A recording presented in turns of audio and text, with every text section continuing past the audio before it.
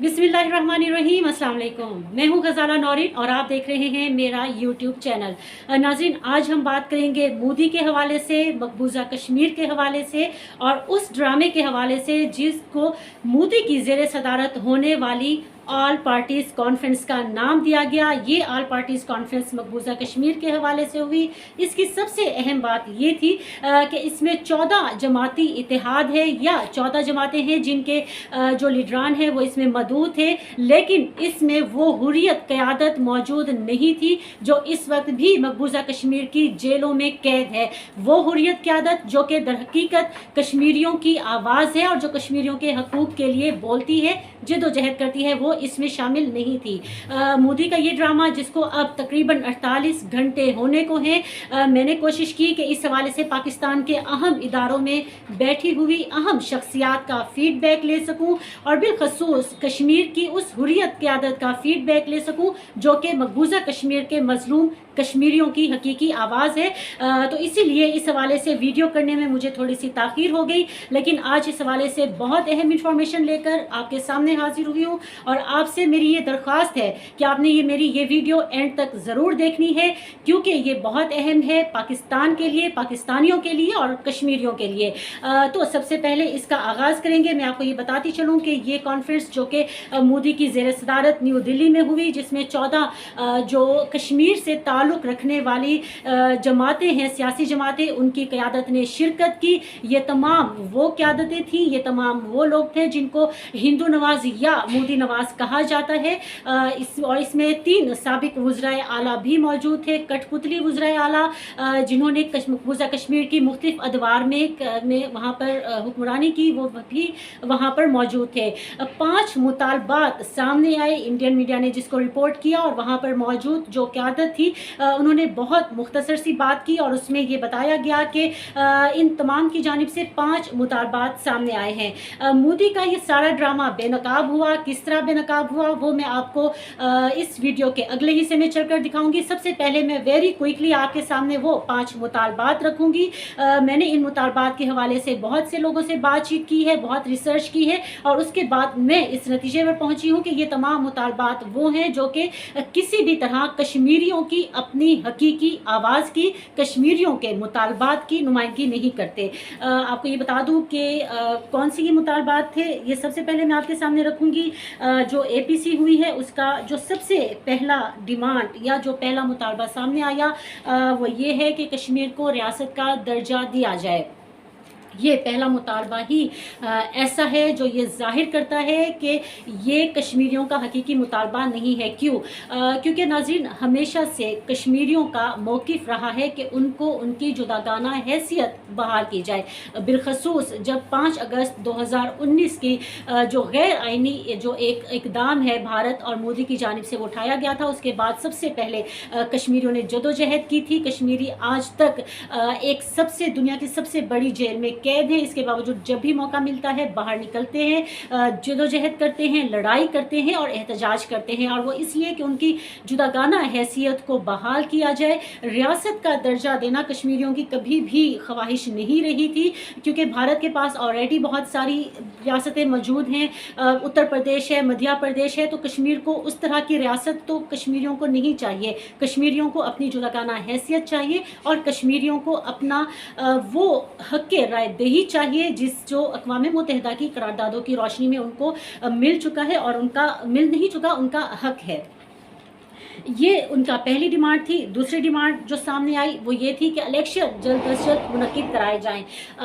मकबूजा कश्मीर में इलेक्शंस होते रहते हैं और हमेशा कश्मीरियों ने इन इलेक्शंस का बाइकआउट किया है, और बाइकआउट इसलिए किया है कि उनको ये पता होता है कि ये इलेक्शंस फ्री एंड फेयर नहीं हो रहे, और इसके नतीजे में जो क़यादत सामने आएगी, जो हुक्मरान सामने आएंगे, वो कभी भी कश्मीरियों की जो हकीकी आवाज़ है वो बुलंद नहीं करेंगे। जल्द अज जल्द इंतखाबात का इनकाद कश्मीरियों का कभी भी मुतालबा नहीं रहा है। बिलखसूस 5 अगस्त 2019 के गैर आइनी इक़दाम के बाद ये कश्मीरियों की बेसिक डिमांड रही ही नहीं है।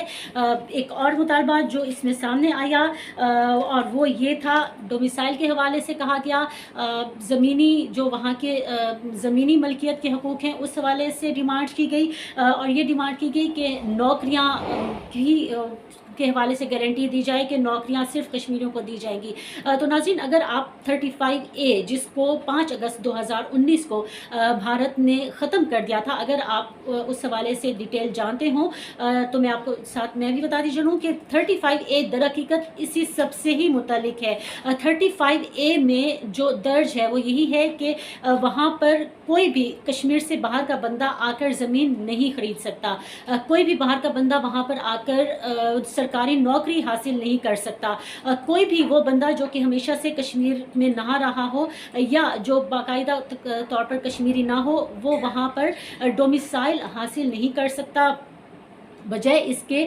کہ وہ کشمیری جو کہ ہمیشہ سے مطالبہ کرتے آ رہے ہیں کہ 35A کو بحال کیا جائے 5 اگست 2019 کے غیر آئینی اقدام کے بعد سے، بجائے اس کے کہ یہ مطالبہ سامنے رکھا جاتا، سب سے بڑی اور اہم ڈیمانڈ یہ ہوتی کہ 35A کو بحال کیا جائے اور جو 275 کے حوالے سے اقدام تھا وہ واپس لیا جائے۔ اس کو صرف 3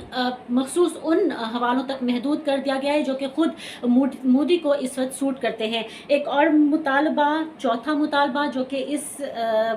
جو 5 گھنٹے کی کانفرنس ہے اس کے بعد سامنے آیا، وہ جی یہ ہے کہ کشمیری پنڈتوں کو کشمیر میں لا کر آباد کیا جائے۔ کیا آپ سمجھتے ہیں کہ یہ مطالبہ کشمیریوں کا ہو سکتا ہے؟ جی نہیں، یہ مطالبہ، یہ خواہش در حقیقت مودی کی ہے۔ مودی ہمیشہ سے یہ چاہتا ہے کہ وہاں کا جو آبادیاتی تناسب ہے اس کو تبدیل کیا جائے، اسرائیل کی طرز پر ایک نیا جو وہاں پر ایک نئی آبادیاتی تناسب بنایا جائے، وہاں پر ہندوؤں کو لا کر آباد کیا جائے، کشمیری پنڈتوں کو، جو ہندو پنڈت ہیں کشمیری، ان کو وہاں پہ لا کر آباد کیا جائے، اور پھر آہستہ آہستہ یہاں پر آبادیاتی تناسب تبدیل کر کے یہ شو کرایا جائے کہ یہاں پر ہندو کی تعداد ہے وہ زیادہ ہے، ہندو آبادی زیادہ تعداد میں یہاں پر رہائش پذیر ہے، اور جو کشمیری مسلمان ہیں وہ ان کی تعداد کم ہے، اور جب کسی موقع پر بھارت مجبور ہو کر اقوام متحدہ کی قرارداد کی روشنی میں وہاں پر اگر کوئی حق رائے دہی بھی کروائے تو اس میں یہی شو ہو کہ وہاں کے جو زیادہ بسنے والے ہندو ہیں وہ بھارت کے ساتھ الحاق چاہتے ہیں اور وہ پاکستان کے ساتھ الحاق نہیں چاہتے، وہاں پہ زیادہ آبادیاتی تناسب تبدیل کر کے ہندوؤں کی زیادہ آبادی کو شو کیا جائے۔ 5واں مطالبہ، 5ویں ڈیمانڈ، 5واں پوائنٹ جو کہ سامنے آیا وہ یہ ہے کہ سیاسی قیدیوں اور احتجاج کرنے والوں کو رہا کیا جائے۔ یہ مطالبہ بھی بالکل مودی کو سوٹ کرتا ہے۔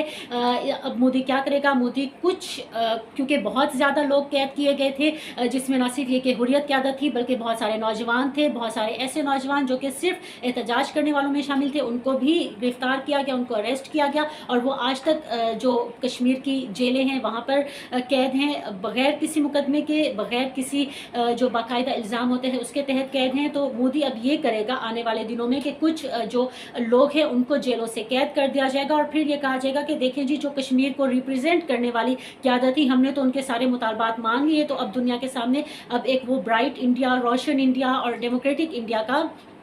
چہرہ سامنے لایا جائے۔ یہ وہ 5 ڈیمانڈس تھی جو سامنے آئیں۔ میں نے بہت مختصر سا ان 5 ڈیمانڈس کا پوسٹ مارٹم کیا، آپ کے حوالے سے، آپ کے سامنے اس حوالے سے حقائق رکھے کہ یہ کس طرح سے شو ہوتا ہے کہ یہ وہ جماعتیں تھیں جو کہ کشمیر کو ریپرزینٹ نہیں کرتی، جو کہ مقبوضہ کشمیر کے کشمیریوں کو ریپرزینٹ نہیں کرتی۔ اب وہ جو میں نے آپ کو شروع میں حوالہ دیا تھا کہ میں نے بہت سارے لوگوں سے اس حوالے سے بات کی، اور در حقیقت پاکستان کا یہ ماننا ہے، یہاں پہ موجود لوگوں کا یہ ماننا ہے کہ اس سارے ڈرامے سے مودی خود بے نقاب ہوا ہے، اور مودی کا وہ سارا منصوبہ جو کہ 5 اگست 2019 کے غیر آئینی اقدام کے بعد سے پاکستان جس حوالے سے بات چیت کرتا رہا ہے وہ سامنے آیا ہے، کس طرح سے یہ بھی میں آپ کے سامنے بتاتی ہوں۔ ایکچولی جب یہ میٹنگ ہو رہی تھی، جب یہ ایک کانفرنس طلب کی جا رہی تھی، تو انڈین میڈیا میں شور یہ اٹھا تھا کہ جی یہ کشمیر میں ہونے والے آئندہ انتخابات کے حوالے سے اس میں بات چیت کی جائے گی۔ جو ہمیں ہمارے ذرائع نے بتایا ہے وہ یہ ہے کہ اس میں مودی کا حقیقی ایجنڈا یہ تھا کہ وہاں پر کچھ نئی حلقہ بندیاں بنائی جائیں۔ میں یہاں پر آپ کو ضروری انفارمیشن یہ دیتی چلوں کہ اس وقت کشمیر میں جو انتخابات ہوتے ہیں اور اس کے نتیجے میں جو اسمبلی وجود میں آتی ہے، تو اس میں کوئی 34 یا 37، اگر میں بھول نہیں رہی ہوں 34 یا 37 اس طرح کچھ سیٹس ہوتی ہیں، اور ہمیشہ وہ پارٹی جو جیتتی ہے وہ 7 یا 8 سیٹوں کی اکثریت سے جیت کر آتی ہے۔ مودی کا در حقیقت منصوبہ کیا ہے؟ مودی کا منصوبہ یہ ہے کہ وہاں پر نئی حلقہ بندیاں کی جائیں اور یہ حلقہ بندیاں ان علاقوں میں کی جائیں جو کہ اس وقت بھی مقبوضہ کشمیر میں جہاں پر ہندو آبادی کی اکثریت ہے، نئی حلقہ بندیوں کے تحت 7 یا 8 نشستیں بڑھائی جائیں، اور جب یہ 7 یا 8 نشستیں بڑھا دی جائیں گی اور وہاں پر حلقہ بندیاں کی جائیں گی جہاں پر کہ ہندوؤں کی اکثریت ہے، تو یہ عین ممکن ہے کہ یا تو ہندو نواز اور بھارت نواز رہنما سامنے آئے، اور یا پھر مودی کا بڑا منصوبہ یہ ہے ایک گریٹ انڈیا کے حوالے سے جو بھارت کھیل کھیل رہا ہے، مودی جو کھیل کھیل رہا ہے، تو اس کے تحت یہ بھی ممکن ہے کہ ان حلقہ بندیوں کے بعد یہ کیا جائے کہ کوئی ہندو وزیر اعلیٰ ہی مقبوضہ کشمیر میں آئے، اور پھر اس کے بعد مودی ایک دنیا کے سامنے جائے، مودی پاکستان کو یہ بتائے اور پھر مودی دنیا کو یہ بتائے کہ جی یہ جو سارا ایک پروپیگنڈا کیا جا رہا ہے کہ مقبوضہ کشمیر کے جو کشمیری ہیں وہ بھارت سے خوش نہیں ہیں، تو ایک ڈیموکریٹک پروسیس شروع ہو چکا ہے کشمیر میں، اور پھر کشمیریوں کی جو قیادت ہے، اور اگر بالخصوص وہاں پر خدا نخواستہ اگر مودی کا یہ نئی حلقہ بندیاں اور بالخصوص ہندو اکثریت والے علاقوں میں حلقہ بندیوں کے حوالے سے مودی کامیاب ہو جاتا ہے اور کوئی ہندو وزیر اعلیٰ سامنے آ جاتا ہے، تو پھر دنیا کو یہ باور کرایا جائے کہ اس وقت در حقیقت یہی کشمیریوں کے آواز کے لیے بلند کرنے والی جو قیادت ہے وہ ہے، اور ایک ڈیموکریٹک پروسیس شروع ہو چکا ہے، اور کشمیری نہ صرف یہ کہ بہت خوش ہے بلکہ کشمیر کے جو حالات ہیں وہ نارملائزیشن کی طرف جا رہے ہیں۔ یہ مودی کا منصوبہ تھا، ابھی تک حلقہ بندیوں کے حوالے سے کچھ اتفاق رائے نہیں ہوا، یہ ایک بہت اچھی خبر ہے کہ کوئی اتفاق رائے نہیں ہو سکا ہے، مودی نے مزید ٹائم مانگا ہے، اور لیکن اس کے ساتھ ساتھ مودی نے ایک دفعہ پھر اس عزم کا بھی اظہار کیا ہے کہ نئی حلقہ بندیاں کی جائیں گی اور اس کے بعد وہاں پر انتخابات کرائے جائیں گے۔ یہ مودی کا ڈرامہ ہے، لیکن ہمیں مودی کے اس ڈرامے میں اس جھانسے میں نہیں آنا،